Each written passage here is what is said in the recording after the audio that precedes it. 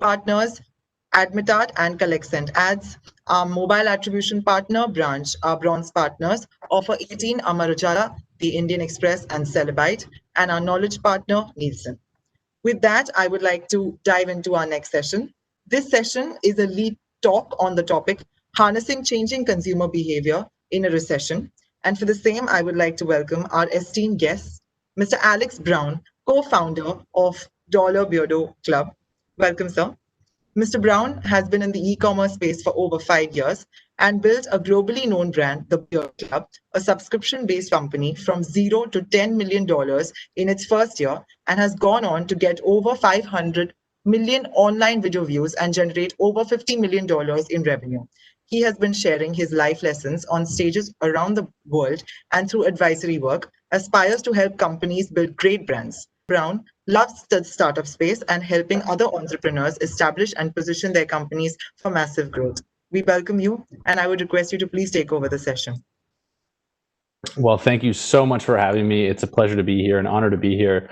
And thank you everyone for watching, and I appreciate you spending your time here today and learning more about e-commerce in general, about affiliate marketing. This is certainly an amazing time to be in our industry. I'm going to share my screen. I've got a little presentation deck. So I'd like to walk through some ideas and some concepts that I have found have worked really well. If only I could remember how to use PowerPoint, that would probably be a good thing. Here we go. Slideshow.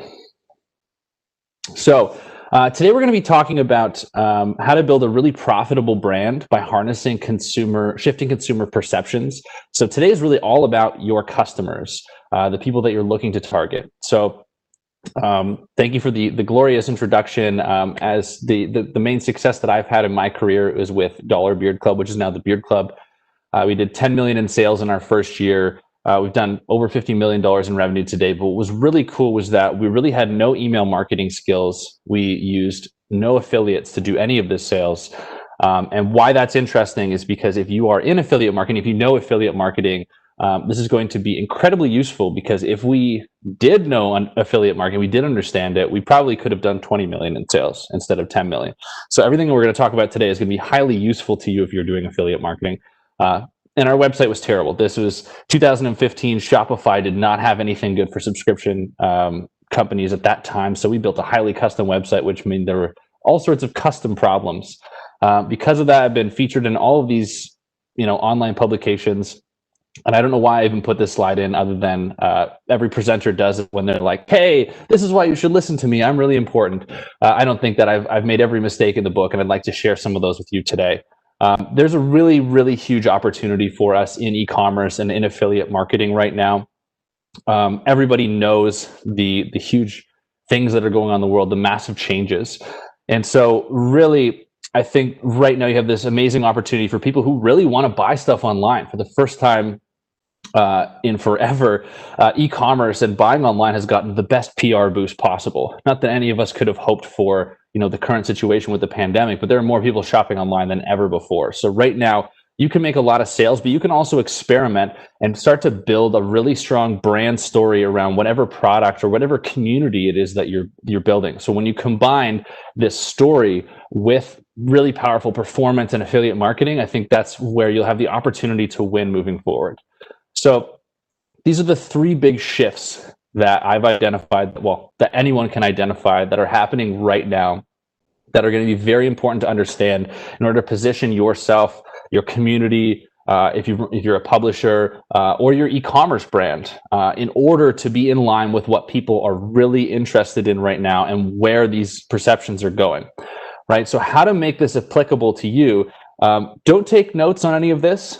Really, all I want you to do is write down ideas. So if what I'm talking about in those three categories as we go along creates an idea for you on how you can write a better email or create a better Facebook ad, or change a landing page to be more empathetic to the concerns of your customers, of your readers, then write down those ideas, right? That will be the big win right here. It's not just to try and think of like, oh, I need to fit everything Alex talks about into some sort of category. No, I want you to write down ideas, because your business, your brand, your customers right? So when something changes in your mind, you think, oh, this is how I can better connect with my customers and what they care about.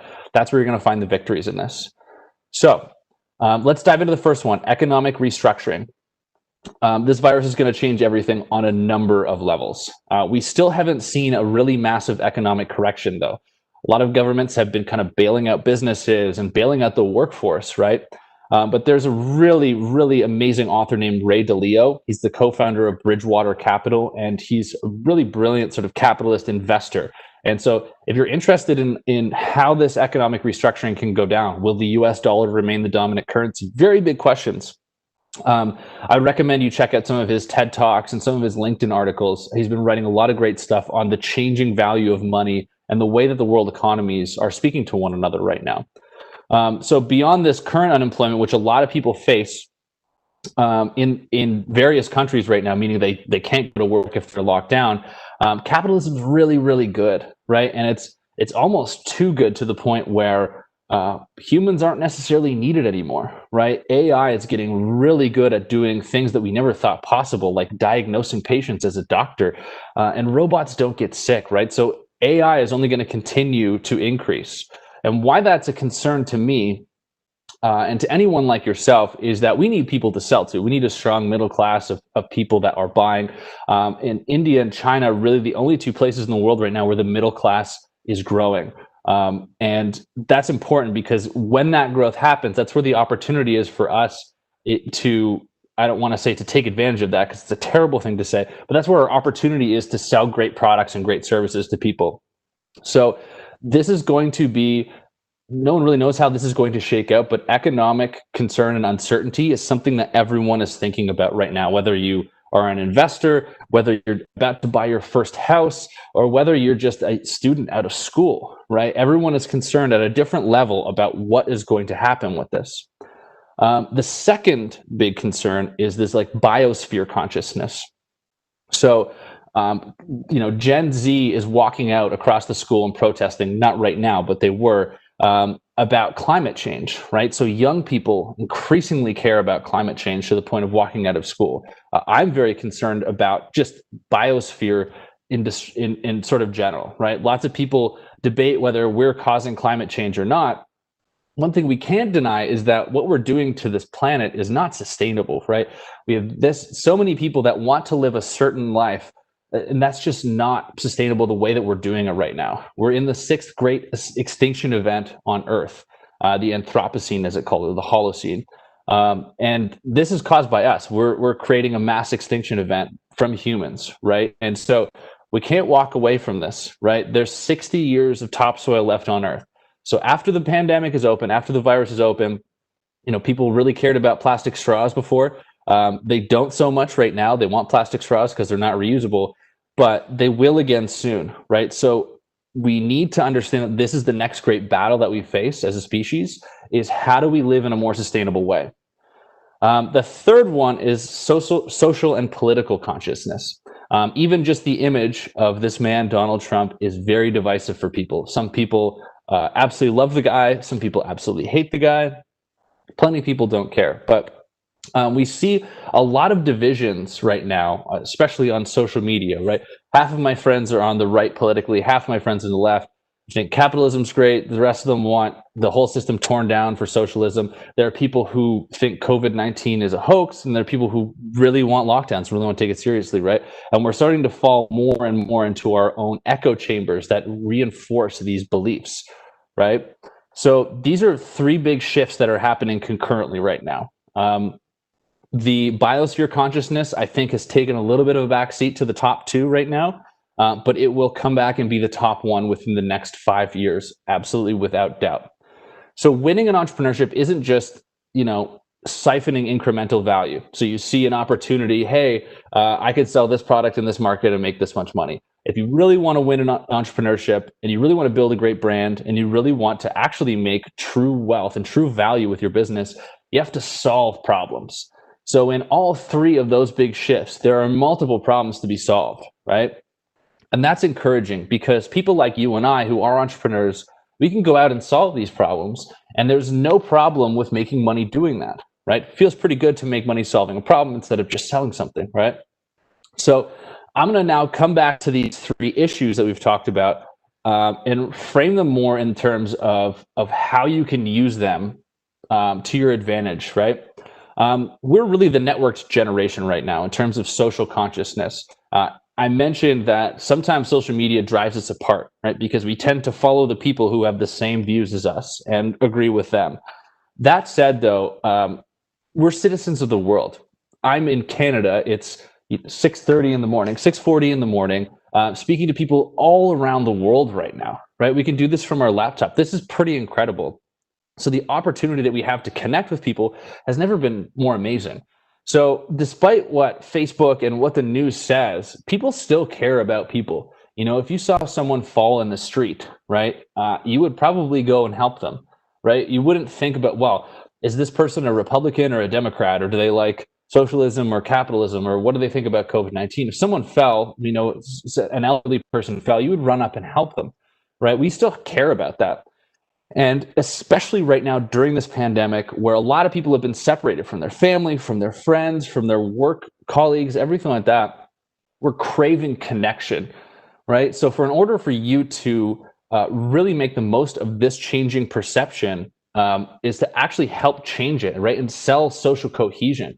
Everything out there it seems like it's dividing people apart, but with your marketing, with your messaging, with your emails, with your community, if you're bringing people together, people love that, right? And you see things like you see commercials and ads right now where they are bringing people together and it makes you feel good, right? And so that's what I'm really getting at here is that if the world is really tearing itself apart and dividing itself, especially in the US right now, you have the opportunity to bring people back together. People love seeing this social cohesion, right? So think about that. Like, what is your brand doing to bring people together? What can you do to bring people together? We have so much content right now. There's content coming at us at all times. Even this is content, right? But what we crave is connection. We want to connect with people and build intimacy over various things. When it comes to biosphere, the opportunities are massive, right? But I believe that looking to reduce your waste that your products, like if they're physical products that they carry, right? You reduce your carbon footprint. Right now, things like this are marketing, sort of advantages, right? I have a brand that I work with right now that has a sustainable way that they sell their products. And that's a huge marketing advantage for us. We can market that as a feature. I believe in the future, this is going to have to be law. We're going to have to get really serious about sustainability and the way that things are produced, more local, the way we're allocating the limited resources that we have. And this is going to be really important when you're talking to young people, right? This is the planet they're inheriting, and this is what they really care about. And I think you might see countries come out with some sort of Green New Deal where to get people where we talked about the massive unemployment that's happening around, to get people back to work, maybe we can start to build the infrastructure for a more sustainable economy, right? So I think that might be coming in the future too. In economic restructuring, there are all sorts of different things that are going on right now.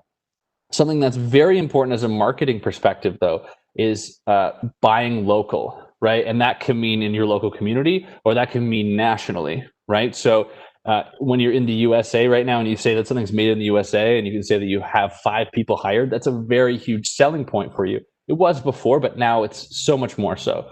But the way that we work is potentially going to change, right? If more of us are being phased out of the workplace by robots, by automation, we're going to have to try and think about what work might look like in the future and position ourselves and our companies to support that vision that people have for the future of what people are going to do.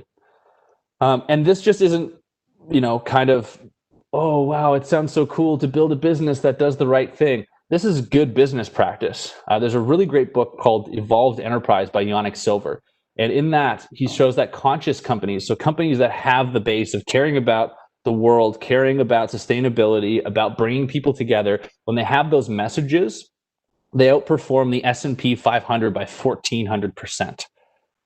So there's nowhere that you can be that isn't where you're meant to be. It's a favorite Beatles quote of mine. But so no matter where you're at with your brand, with your business, maybe you're just doing this for money right now, that's fine, right? You can start to work in these things that people care about You can become a more conscious brand environmentally, socially, politically, economically. It doesn't matter where you're at. You can start to implement the ideas that hopefully you've been writing down in what people care about in little ways, incrementally. Really, what you want to do is have a story. And there's a lot of different definitions for what a brand is, right? To me, it's a story.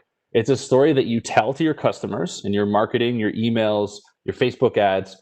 It's a story that they tell to themselves when they buy this. Like when I buy this iPhone, I say, oh, I'm an iPhone user and I like this because I'm a tech savvy guy and this, that. I tell myself something when I buy something. We all do this. But really importantly, it's the story that they tell to one another. If they have a really good experience with your product and they start talking about it to someone else, this is where you really have something special. This is where I can go out and say, hey, you guys got to get the new iPhone. And Apple doesn't need to pay for marketing for that to happen, right? They've given me this experience and I'm willing to tell this story. So I'm going to touch really quickly on the branding process. So we have 3 really key points to this. And this is how you build in your story from those shifts in consumer consciousness into these 3 key points, which is why, who, and what. Starting with why, you have to ask yourself why your brand or your business exists. If you started it to make money, that's totally fine. That's how we started Beard Club. We started talking to our customers. We started understanding that we had built something that was really special to people, and it inspired people, and it connected people. And we brought people together, and that's why our videos were going viral. So we realized that we existed more than just to make money. We existed for these bigger purposes, right? So you have to ask yourself why you're building this and not something else. And so, like, if you can't answer the question, why do you care about this, then why should somebody else care, right? And what in the world, maybe it's one of the 3 things that we discussed: social, political, economic, biosphere.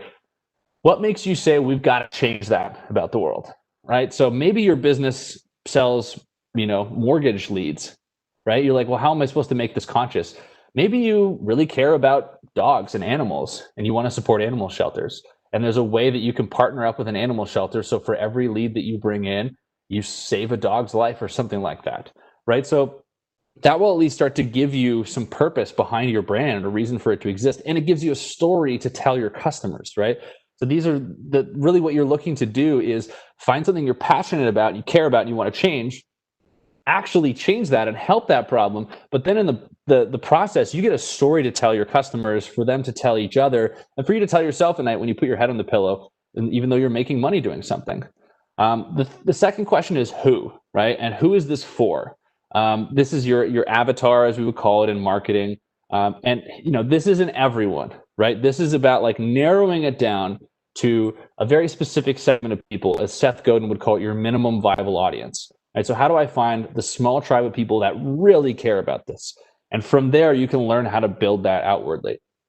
But you have to know what they care about. And again, the 3 things we've been talking about are things that they care about, whether they consciously say it or not. These are things that are on everyone's mind right now. So that's why I brought those up. How do you want them to see themselves, right? What's really important here is that we tend to think that our product and our service is all about us, but it's really all about them. It has to always be about them and how they want to see themselves. And that's the story that they tell themselves when they buy the product, right? And what do they aspire to be like? Easiest example of this would be in like the weight loss industry, right? They don't sell you on a program or a process, right? The way that you sell someone in the weight loss industry is on what they want to be like, what the end result is. So supporting them now and allowing them to make their own hero's journey to get to where they want to be. And the last part is what. So this can be your actual product. It can be your experience.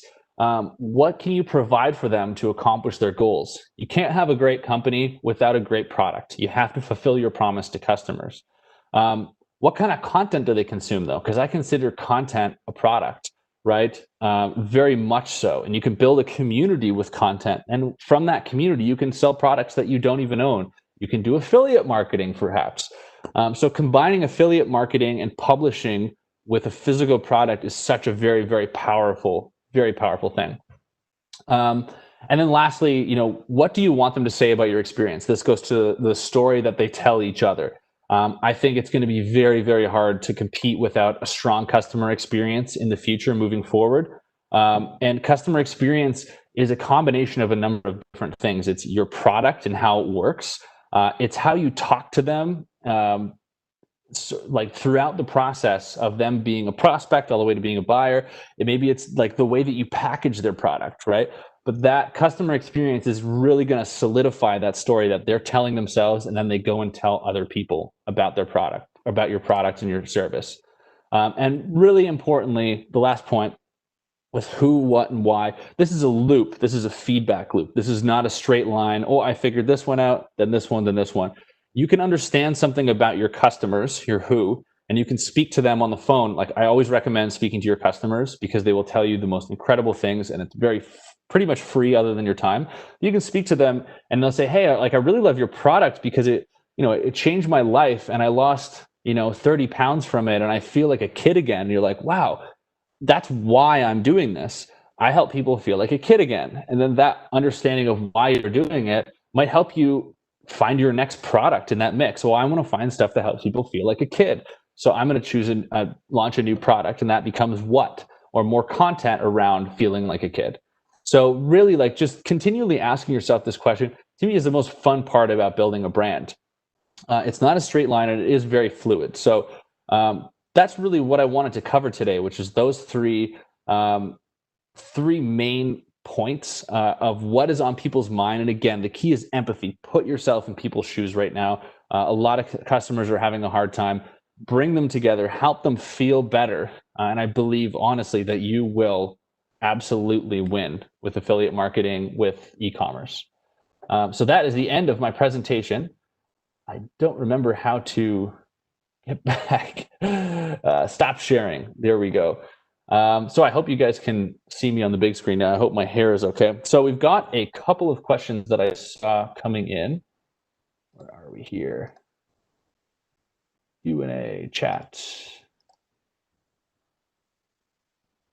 Oh, no, I don't see the questions anymore.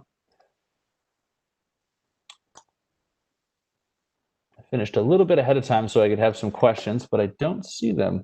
Oh, will affiliate marketing work during a recession? Here we go. Sorry, I didn't see these. So I'll answer that one first. I think affiliate marketing will absolutely work during a recession. It's a primary growth driver for the brand that I'm working right now called My Green Fills. It's an 8-figure e-commerce brand. And it's honestly better for us to work with affiliates than it is to work with Facebook and Instagram right now. And better to work with influencers than Facebook and Instagram right now, because it's so hard to compete on those platforms. Whereas if we find someone that can drive quality traffic to our website, I'm way more happy to pay that person than Mark Zuckerberg or Larry Brin or Sergey Page or Larry Page or Sergey Brin at Google, right? I'm much more happy as a brand to do that. So I think affiliate marketing will it'll more than work. I think it'll thrive. I think right now is an incredible opportunity for affiliate marketing. And I'm glad that I really only started to understand it 3 years ago and really started to tap into the power of it. So I'm really excited for all of you guys in affiliate marketing. What you're doing is very important right now because it's just so expensive to do traditional media buying and be really successful at it. It's so competitive. Next question. In a recession period, as the spending consumers will decrease, that would be the change in marketing strategies of advertisers. I'm not sure what the question is asking, but I think to comment on that, consumer spending power is going to decrease during a recession. Absolutely. And that either means you need to lower your prices on your products, which really stinks, or look for ways to reach the absolute right customers, in my opinion. Or you can also create a story that adds enough value for people. So right now, a lot of people are complaining about Amazon and Walmart and Target and these big retailers, especially in the US, who've essentially wiped out all the small stores, right? So if you have a store, maybe you're charging an extra $2 or $3 for a shirt or for a pencil or whatever it may be. But if it's made local and it's creating jobs locally, you can still charge more, and you can have people that don't have as much money, but they really resonate with that. Maybe they lost their job, but they're willing to pay an extra $3 for a shirt because they know it's supporting someone else's job. And that's why I think that the economic concerns that people have can be an incredible fuel for your advertising and for your brand building if you tap into it the right way and if you support people the right way. It's not about exploiting that message, but it's about actually living it and wanting to help and wanting to create change. When you do that, A, it's way more fun, and B, you have an amazing story to tell. So I hope that was helpful. Which categories you think will have a great downfall in sales during a recession? This is a really interesting question. I think in every category you will see people emerge as winners where you wouldn't expect it, but I also think that you will see people emerge as losers in any category. I think really having that story to tell is super important because you can kind of maintain your margins. You're not racing to the bottom of price like you do on Amazon. I mean, I'm hesitant to name a couple of categories because, look, I don't know. I don't really know what's going to happen. None of us really do. And I think most people that tell you know what's going to happen typically aren't right.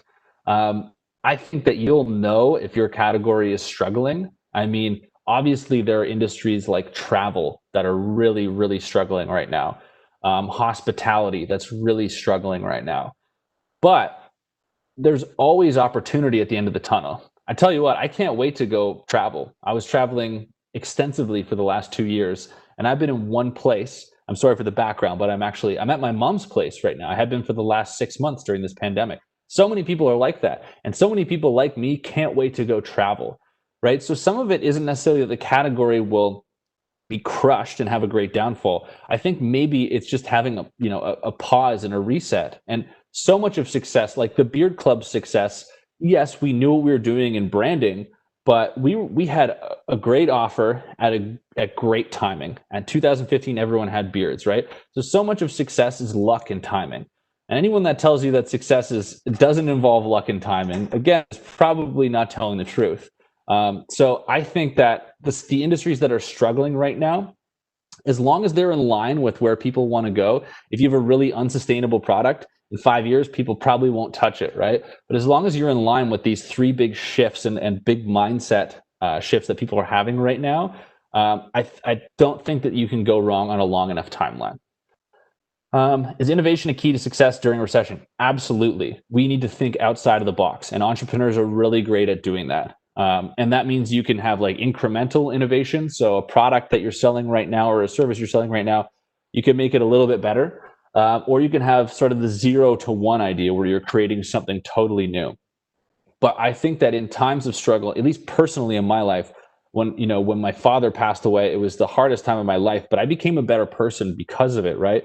And I think that with this recession and what that's going to happen, it's going to be the hardest time for a lot of people's lives, but we're going to figure out different ways of doing things because of it. So some of the coolest innovations that we could have imagined will come from this struggle because we have to. That's what a lot of humans do. Like not everyone, but most people, when your back's against the wall and you're faced with failure or defeat or death or starvation, you dig in and you do what you have to do. So I believe that innovation is going to be a massive key to success during a recession.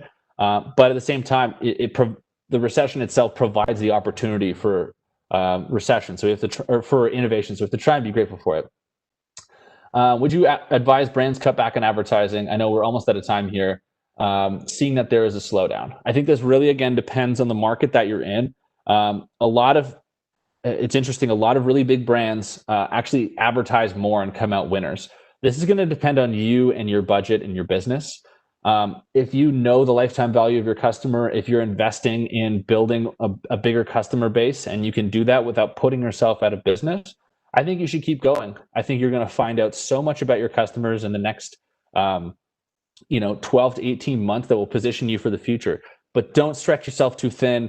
Don't put yourself out of business. I think in order to understand more, if you're going to be able to survive through this and be able to advertise more, you should really talk to your customers and connect with them. Get on the phone with them. I know this is something that we don't like to do when we're in affiliate marketing or media buying, is to actually talk to people. People just become numbers at a certain point, but actually talk to people. You really understand whether or not you can start to advertise more to connect with them, and if that's going to come back to you in the long term. So I think we're out of time. I really hope that was helpful for everyone. Thank you so much for your time. I know I spoke really fast. I was just trying to get through a lot, but I'm so grateful for all of you for spending your time with me today. It means a lot. And thank you so much, the India Affiliate Summit, for having me. I really appreciate this so much. Thank you. Thank you so much, Mr. Brown, for your time. It was a lovely session. We will soon be back with yet another exciting session. Meanwhile, I would request the audience to please visit our exhibitor space. And please do also check out the leaderboard on the platform to know on updates on our various contests. So thank you so much. Thank you, Mr. Brown. Thank you.